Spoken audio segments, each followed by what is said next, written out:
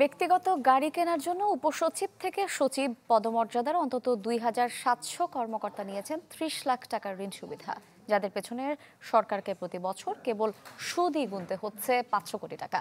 বলতে গেলে যা চালু করা হয়েছে কেবল প্রশাসন ক্যাডারের জন্য। আর্থিক টানাটানির এই সময় যাকে নেহায়েত অপচয় বলছেন বিশ্লেষকরা। ইমদাদ হকের ২ পর্বের রিপোর্টের শেষ পর্ব আজ।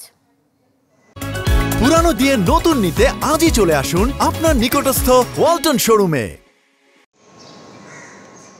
কোভিডের সময় দেশের অর্থনীতিকে বাগিয়ে আনতে নানা খাতেই খরচ কমানোর কৌশল নেয় সরকার। নিষেধাজ্ঞা দেওয়া হয় দপ্তরে নতুন গাড়ি না কেনার। বছর তিনেক আগের সেই সিদ্ধান্ত বহাল আছে এখনও।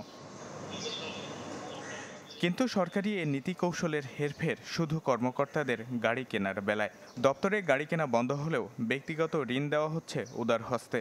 নিয়মের মারপ্যাঁচে একজন কর্মকর্তার ৩০ লাখ টাকার ঋণ আর সুদের প্রায় পুরোটাই গুনছে সরকার।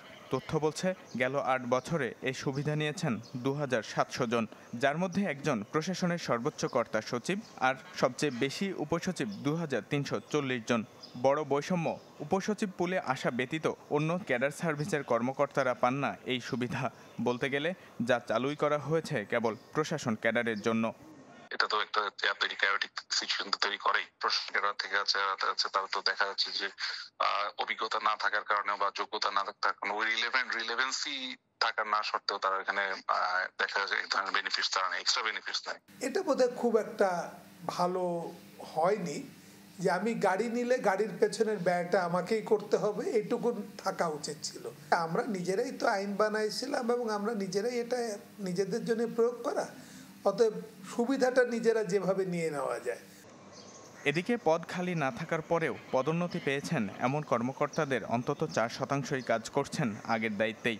তবে গাড়ির ক্ষেত্রে সুযোগ সুবিধা নিচ্ছেন পুরোপুরি, যাদের ঋণের সুদ বাবদ প্রতি বছর সরকারকে গুনতে হচ্ছে প্রায় ৫০০ কোটি টাকা।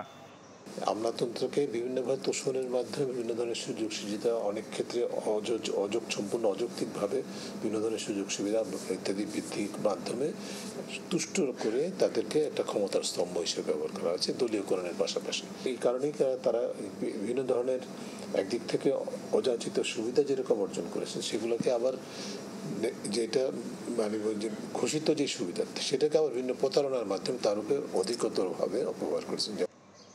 সরকারের ব্যয় কমানোর নীতি হিসেবে এই সুবিধা বাতিলের আলোচনা হলেও তা আর এগোয়নি আমলাদের তীব্র আপত্তিতে। কোভিডের সময়ে অর্থনীতিকে ঠিক রাখতে কৃচ্ছ্রতা সাধন নীতির আওতায় সরকারি দপ্তরে নতুন গাড়ি কেনা, ভবন নির্মাণ অথবা বিদেশে প্রশিক্ষণের মতো সিদ্ধান্ত থেকে সরে আসে সরকার। অন্যদিকে সরকারি কর্মকর্তাদের বিনা সুদে ঋণ দেওয়ার লক্ষ্যে দেওয়া হয় নীতিমালারও অনুমোদন। বিগত আওয়ামী লীগ সরকারের এই দ্বিমুখী নীতি অন্তর্বর্তী সরকার কিভাবে দেখে সেটাই এখন প্রশ্ন। ইমদাদ হক, চ্যানেল 24, ঢাকা।